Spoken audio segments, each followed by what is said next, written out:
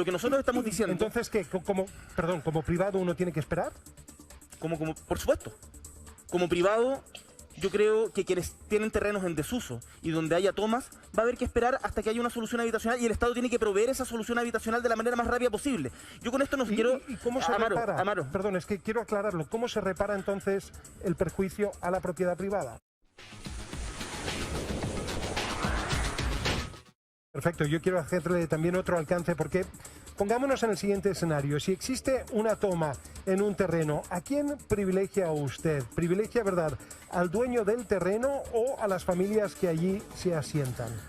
Hay que distinguir. Déjame ponerte un ejemplo. En Valdivia, en el Camino a las Mulatas, hay una toma que se llama Latinoamérica Unida que lleva cerca de un año, producto de la pandemia, en donde la vivienda se ha encarecido, o también, para poner otro ejemplo, en el norte del país. ¿En un terreno privado el sector o de bienes nacionales? En estos dos casos son terrenos de bienes nacionales. Yo le estoy preguntando por un terreno privado. Es que los dos temas son importantes. En Chanabaya, cerca de Iquique, también hay una toma que cuyas casas fueron destruidas por carabineros y el Serviu por ser una toma ilegal. En caso de terrenos públicos, yo creo que en ningún caso en ningún caso, ya sea terreno público o privado, hay que desalojar sin una solución habitacional. Perdón, pero si el terreno es privado... Es que lo quiero defender eso, porque tú no puedes echar a gente a la calle que está con niños, con adultos mayores, de un día para otro y decirle, sabe que arréglesela como pueda. Uno tiene que conversar con los dueños del terreno, conversar con quienes están en la toma y entregar, el Estado tiene el deber de entregar una solución habitacional. Evidentemente, y la gente, Amaro, la gente que se queda, la gente que está en tomas no está ahí por gusto y no es un placer estar allá. La gente que está en tomas hoy día está ahí por una tremenda necesidad de vivienda en Chile. Tenemos más de 600.000. Y entiendo la precariedad, pero quiero preguntarle si reconoce usted justamente la propiedad privada como un derecho humano universal. O sea, es que, por supuesto que lo reconozco, y no solamente lo reconozco yo, lo reconoce la Declaración Universal de Derechos Humanos. Pero entonces, ¿cómo lo concilia? Porque efectivamente, la Declaración Universal de los Derechos Humanos del 48, lo que señala fehacientemente contradice lo que usted está sugiriendo. Lo que dice básicamente es, en su artículo 17, que toda persona tiene derecho a la propiedad individual y colectivamente y que nadie será privado arbitrariamente de su propiedad. Hay un problema habitacional en Chile. ¿Pero por qué debiera esto significar un perjuicio para una persona que es propietaria de un terreno? Por lo mismo, Amaro, tenemos que ser capaces de conciliar el derecho a la vivienda digna con el derecho a propiedad. Y acá en ningún caso estamos hablando de cancelar el derecho a propiedad. Lo que estamos diciendo es que en los casos en que hayan tomas en terrenos privados hay que buscar por parte del Estado una solución habitacional antes de proceder al desalojo. Porque los desalojos forzados, donde se terminan destruyendo casas, donde terminan niños y adultos mayores en las calles, sencillamente no los queremos ver más. Eso no significa cancelar el derecho de propiedad del dueño del terreno. No estoy hablando de eso, estoy diciendo... de facto lo que está haciendo es eso, porque lo que ocurre finalmente es que, a ver, ¿este gobierno cuánto construye? 20.000 casas por año. Correcto, ¿y cuál es la necesidad? La necesidad es de 600.000 casas. Lo que nosotros estamos diciendo... Entonces, ¿qué? ¿Como privado uno tiene que esperar? Por supuesto. Como privado, yo creo que quienes tienen terrenos en desuso y donde haya tomas, va a haber que esperar hasta que haya una solución habitacional y el Estado tiene que proveer esa solución habitacional de la manera más rápida posible. Yo con esto no quiero... ¿Y cómo se repara? Perdón, es que quiero aclararlo. ¿Cómo se repara entonces el perjuicio a la propiedad privada? No, pero cuando estamos hablando de tomas, estamos hablando de terrenos baldíos que no están siendo utilizados. Entonces, si la gente no se va a tomar un edificio construido, no se va a tomar una casa. Se lo toman. Hemos tenido aquí también informaciones, incluso hemos consignado historias donde, por ejemplo, una persona se va al sur a trabajar, vuelve a su departamento a otra escala y está también tomado. Eso es absolutamente ilegal y por supuesto que ahí hay que proceder en esos casos individuales que no son de tomas colectivas, hay que proceder con todas las herramientas que entrega la ley. Yo no estoy cuestionando eso. Insisto, no estoy cuestionando el derecho de propiedad. Lo que estoy diciendo es que en los terrenos en donde se levantan campamentos, como me ha tocado verlo a lo largo de todo Chile, en donde hoy día tenemos más de 900 campamentos con familias precarizadas que han sido expulsadas de las ciudades producto del alto precio de los arriendos, tenemos que entregar soluciones habitacionales. ¿Cancela eso acaso el derecho a propiedad de los dueños de los terrenos? No, pero evidentemente tenemos que buscar conciliarlo y eso no se concilia por la fuerza expulsando y destruyendo a quienes por necesidad están en este momento allí. En Canadá y en Nueva Zelanda, particularmente en Nueva Zelanda, los políticos que se precian de tal, no siendo de la cultura maorí, hablan algo de maorí. ¿Usted habla algo de mapudungun? No, yo no hablo mapudungun. Yo no hablo público.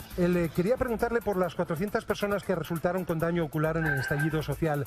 Usted dijo que el presidente Piñera está sobre aviso frente a la Corte Penal Internacional. ¿Es esa una amenaza vacía o tiene méritos para ello? No, lo sostengo. El presidente Piñera hoy día está en estudio una querella producto de su responsabilidad en las graves violaciones a los derechos humanos y la Fiscalía ha perseverado en el asunto y por lo tanto me parece que el poner sobre aviso a todos quienes hayan sido responsables de las graves violaciones a los derechos humanos cometidas en Chile en el marco del estallido social tienen que entender que la justicia va a llegar.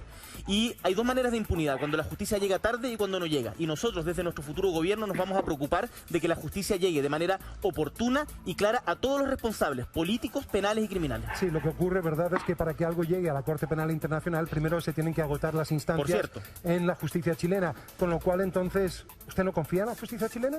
Yo creo que la justicia chilena ha tardado más de la cuenta en resolver los casos de graves violaciones a los derechos humanos y tenemos un antecedente muy vivo en la memoria del pueblo. Entonces mi conclusión es, ¿no confía en la justicia chilena y a su vez señala que el presidente Piñera es un violador de los derechos humanos? Yo creo que Piñera tiene responsabilidad importante en la violación de los derechos humanos y por eso mantengo de que está avisado de que vamos a poner todos los antecedentes ante la ley nacional e internacional para que esa responsabilidad se haga efectiva.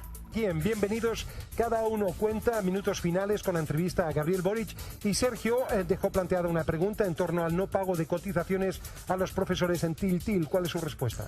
En primer lugar, me quedó dando vuelta una pregunta que me hiciste tú, Amaro, que pasó muy rápido, pero a mí me hubiese encantado haber tenido la oportunidad de aprender mapudungún o cahuéscar o yagán en el colegio. Desgraciadamente, nuestros planes curriculares... años, no es tarde.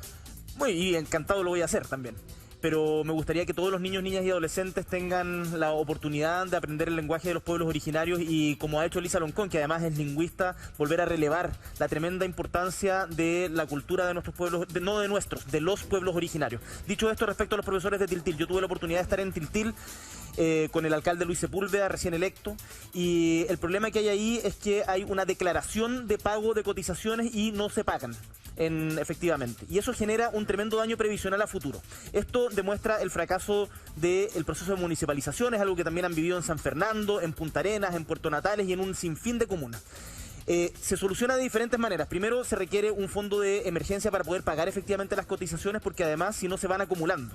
Y en segundo lugar, es necesario cambiar la lógica de financiamiento por asistencia y tener financiamiento basal en las escuelas. No puedo terminar de hablar de educación sin mandarle un tremendo saludo a los profesores que se han sacado la cresta en esta pandemia, en donde el gobierno no ha dado las herramientas necesarias para poder hacer las clases online, a las familias que han tenido que reinventarse para poder darle clases a su hijo y a los niños, niñas y adolescentes con quienes hicimos un cabildo recién, Amaro, el día de ayer y que nos entregaron sus propuestas, ideas para el programa y que queremos estar escuchándolos también permanentemente. Candidato, muchísimas gracias por acompañarnos esta mañana aquí en el marco, ¿verdad?, de Bienvenidos Cada Uno. Una pregunta, carismático Amaro, ¿va a seguir juntándose con Pablo Narváez a tomar once, Gabriel Boric? Fue una junta que, aunque no nos crean, fue espontánea y yo me voy a juntar con todo quien sea necesario para poder convocar a la máxima cantidad de gente posible a esta Nos primaria. despedimos a lo Pato Donald.